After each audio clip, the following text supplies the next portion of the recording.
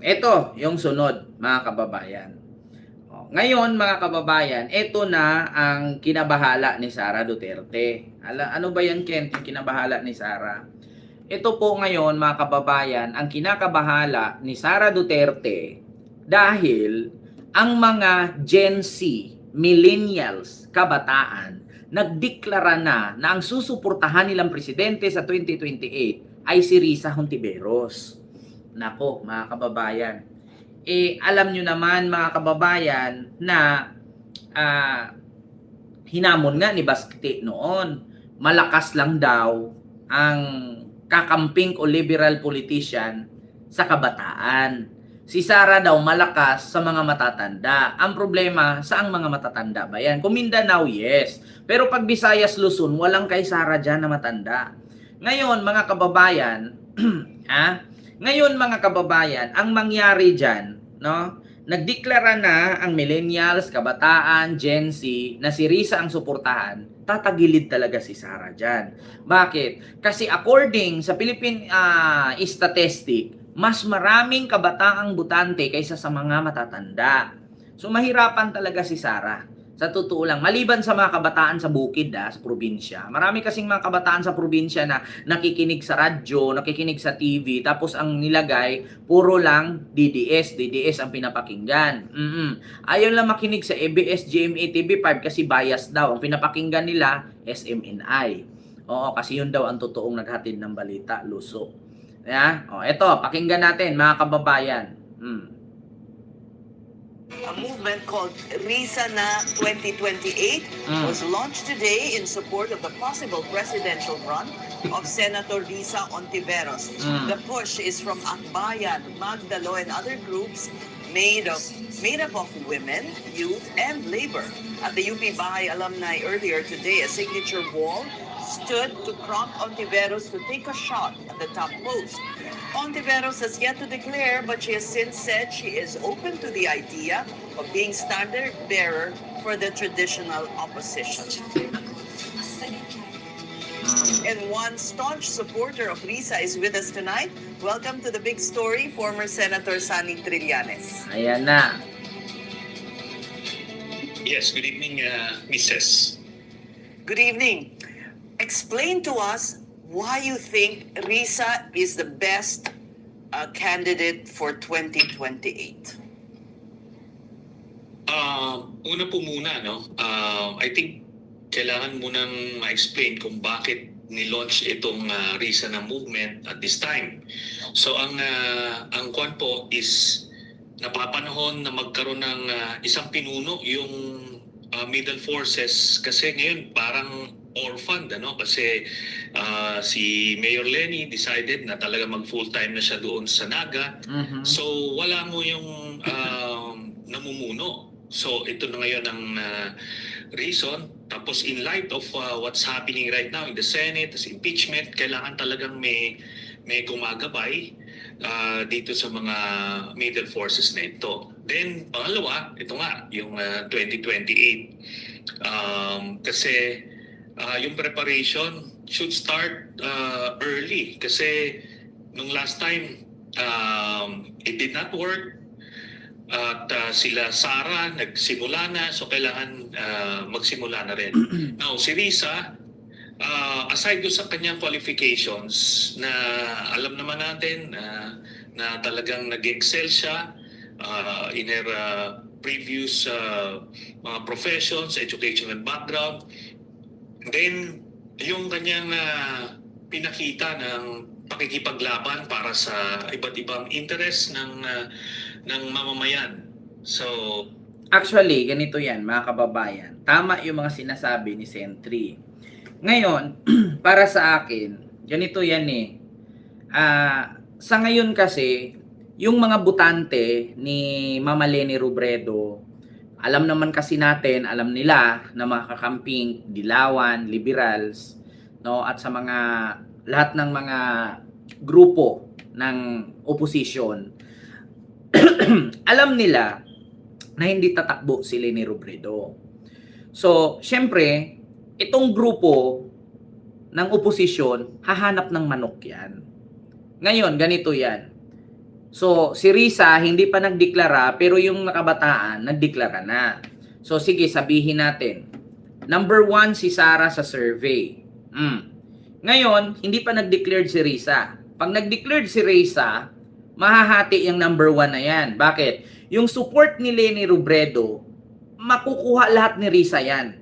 Una, tandaan ninyo, yung suporta ni Leni, yung sulid niya yan. Ito ako hindi ako political analyst Nag-declared si Sara, syempre siya ang unang nag-declared, nangunguna siya. Ngayon, wala pang nag-declared, pero si Leni isinakay na kasi may mga supporters si Leni. Alam naman natin si Leni, Diyos ko, hindi bumababa ng 15 million ang butante niyan. Kahit nga mag-eleksyon tayo ngayon, 15 million kukunin ni Leni Pero tandaan ninyo mga kababayan, wala pang nagdeklara na si Leni ay tatakbo.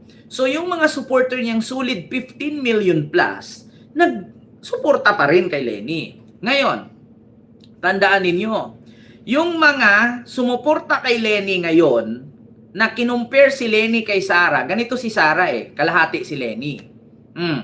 Tandaan ninyo, supporter pa lang ni Leni yan. 15 million plus yan. Buhay na supporter yan. Yung legit, hindi yung robot Hindi galing China Tandaan ninyo kay Leni. Ngayon, wala pang loyalista dyan. Sa mga supporter pa lang ni Leni, wala pang loyalista dyan. Ang mangyari dyan ngayon, pag nag-declared si Risa, susupport dyan yung mga supporter ni Leni. So mahihila niya ngayon. Ngayon, pag nahila ni Risa, susupport na din dyan yung mga loyalista. So, yung 15 million ni Leni, madagdagan man ng 5 million na supporters ng kabila, ng loyalista, so magiging 20 million yan. Ngayon, kung hindi malamangan ni Sara ang 20 million na yan, talo si Sara.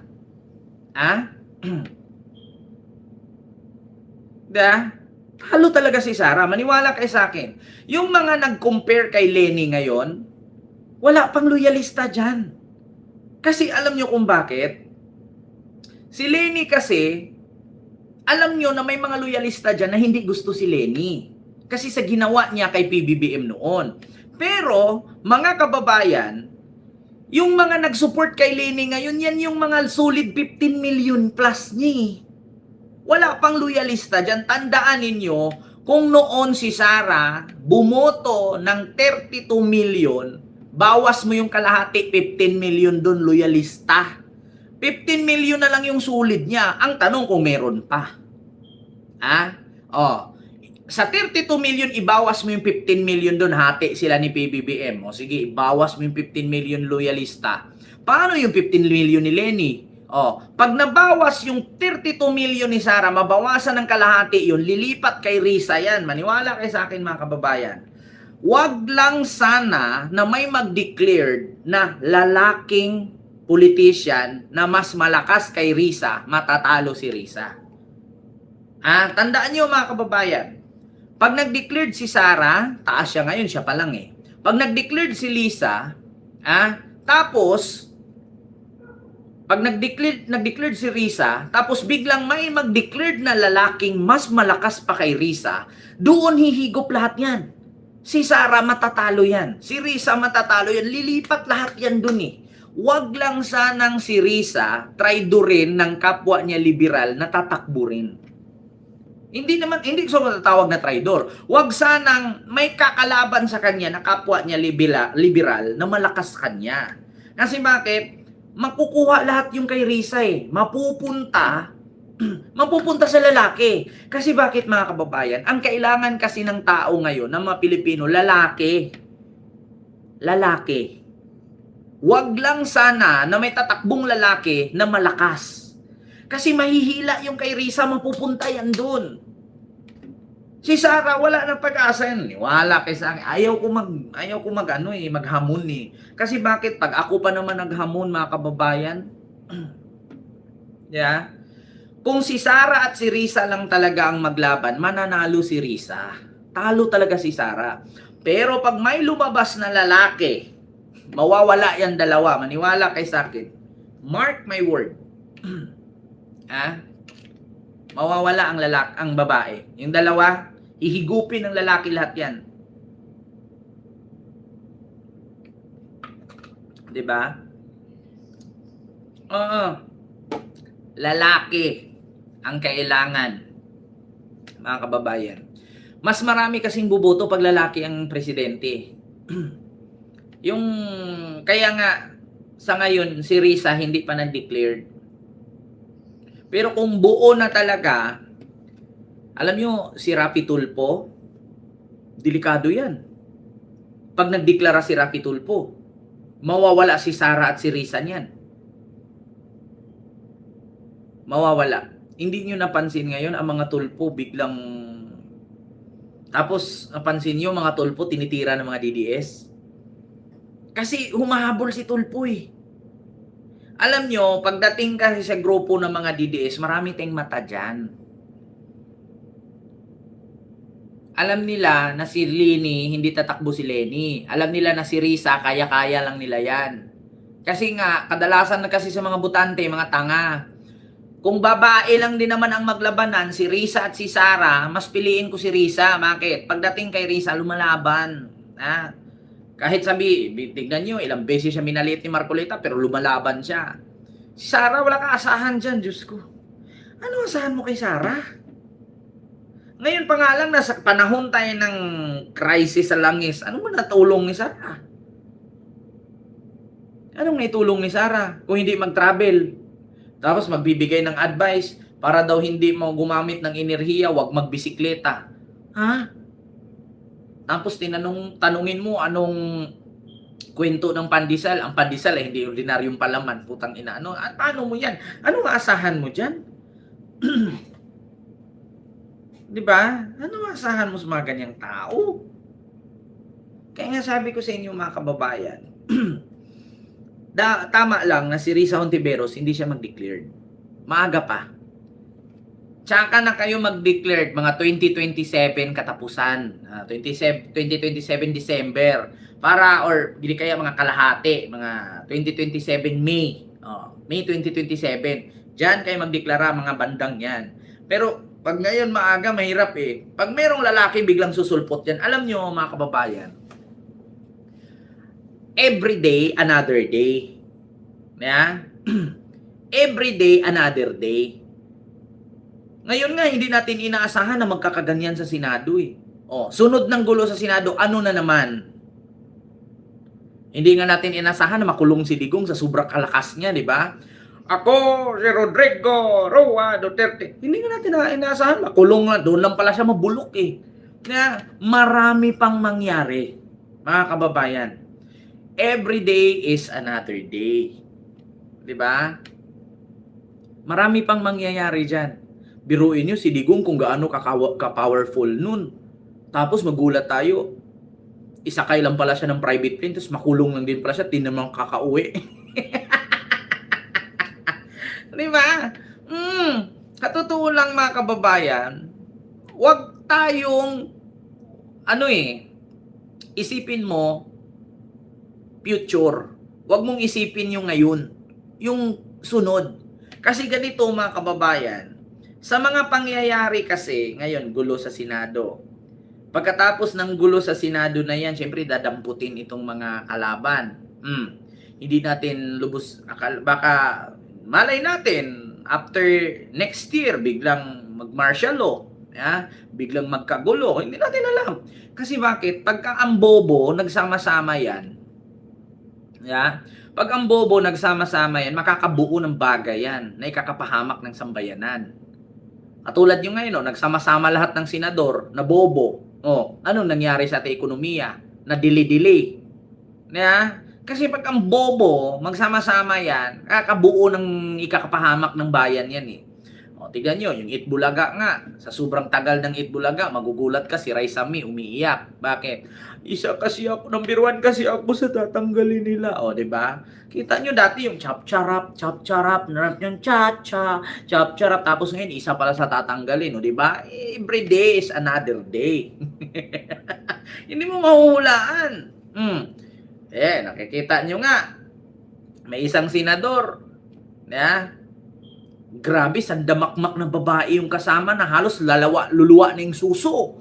Hindi, naku, sabi ko sa inyo mga kababayan, marami mangyayari.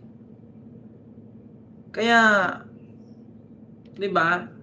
Oh, si Biko, pwede naman, kaso lang di pa pwede edad niya eh. 'Di ba? Sabi ko nga sa inyo, dito sa administrasyon ni BBM, kung meron man si PBBM i-endorso bilang presidente, sana naman yung maganda. Wag naman yung katawan lang maganda, pero wala namang kwenta.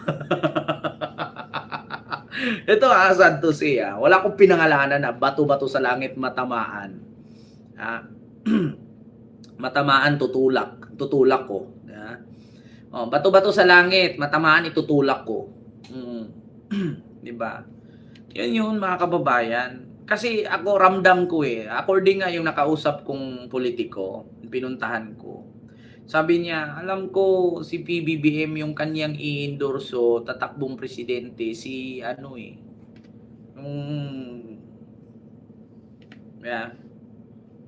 wala. Ginag, may galab shoutout po. Kaya nga, sana may i-endorso si PBBM na bago. Sana yung bago. Diba, Ma'am Ashley Kate? Pero kung mag-endorso, wala. Alam niyo, sa totoo lang, yung wish ko para maging presidente sa sunod, 2028, papalit kay PBBM, sana naman yung matapang. Sana naman yung hindi maawain. Pero hindi yung kriminal katulad kay Digong Oo.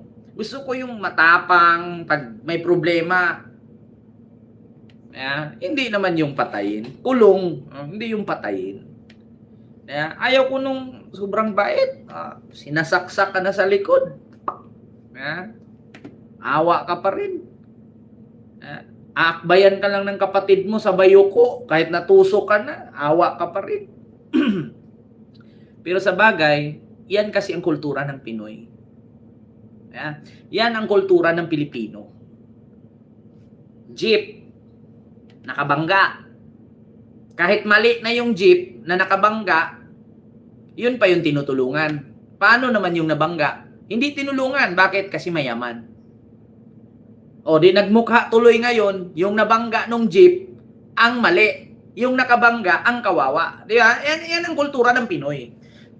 Yan ang kultura ng Pinoy. Mga kababayan, yan ang kultura ng Pinoy. Nakita ninyo si Digong. Alam naman natin na si Digong sandamakmak na krimen ang kanyang ginawa. Pero, ako, Pilipino, mahal ko kayo.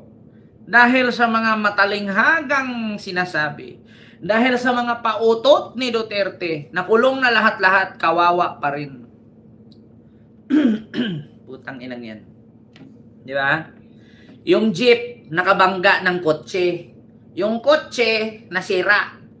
Imbes na yung kutsing nasira ang tulungan, yung jeepney driver ang tinulungan kasi daw kawawa. Wala na yung kasalanan ng jeepney driver. Bakit?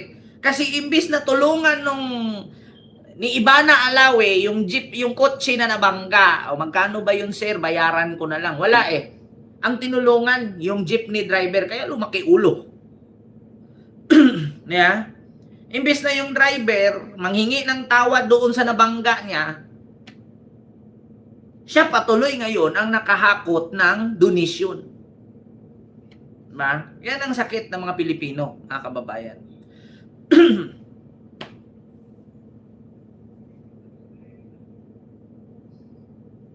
Diba?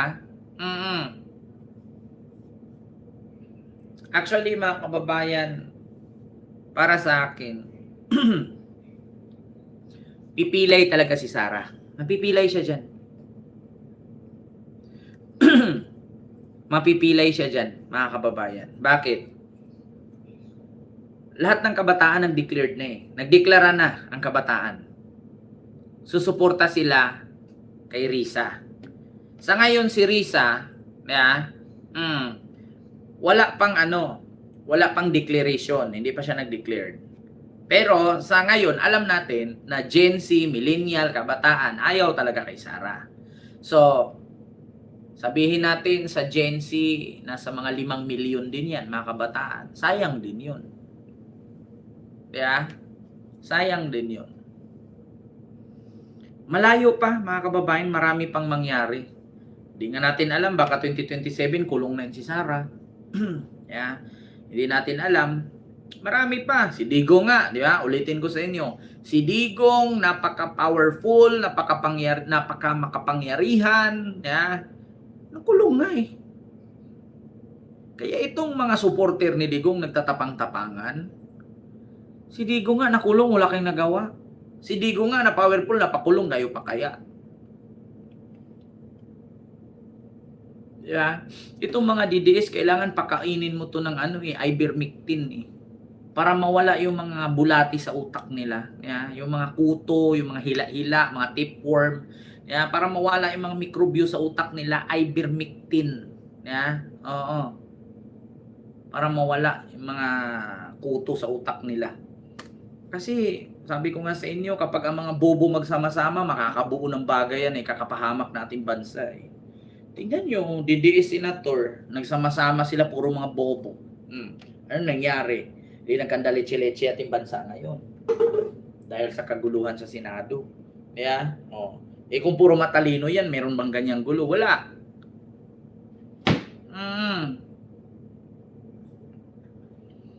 So yun lang mga kababayan, yung aking reaksyon. Di ba? So yun lang mga kababayan, yung ating reaksyon sa mga oras na ito na talagang wala na. Yan si Sara, parang sabi ko nga sa inyo, parang white rabbit yan eh. Ang tumatangkilik yung sa probinsya na lang banda. Dito wala na tumatangkilik masyado sa white rabbit. Diyos ko.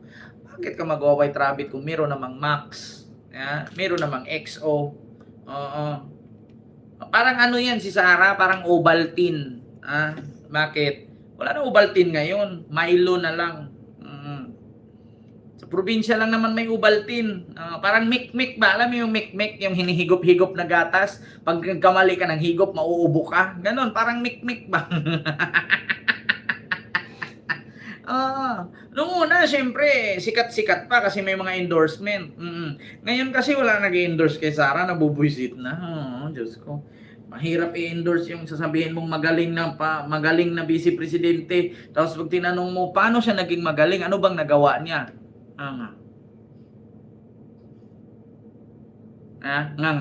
Ano bang nagawa ni Sara na magaling? Wala. Diba? Kaya ang hirap, alam mo sa tutulong, ang hirap ipagtanggol ni Sara. Ang hirap i-promote.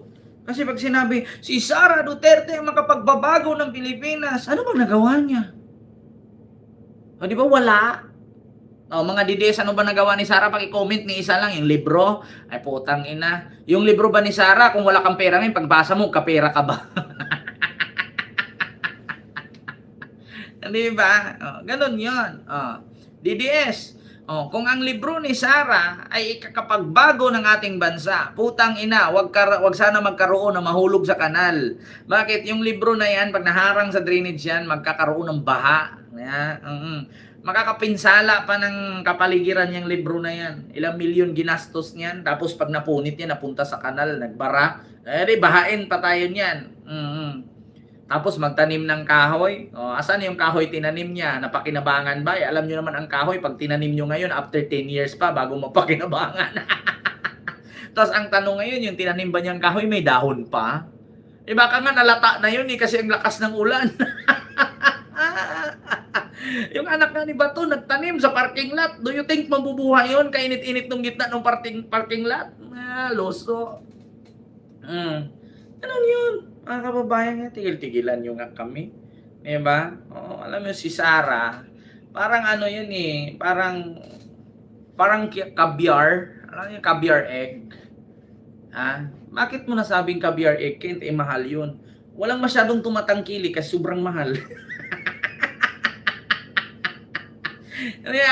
Parang caviar egg. Bakit caviar egg? Ang mahal-mahal nun. Kaya nga, di ba? Walang masyadong bumibili kasi sobrang mahal. Walang tumatangkilik. Basta caviar, yun na yun. Explain ko sa inyo si Sara ay kinumpara ko sa caviar. Caviar egg. Bakit?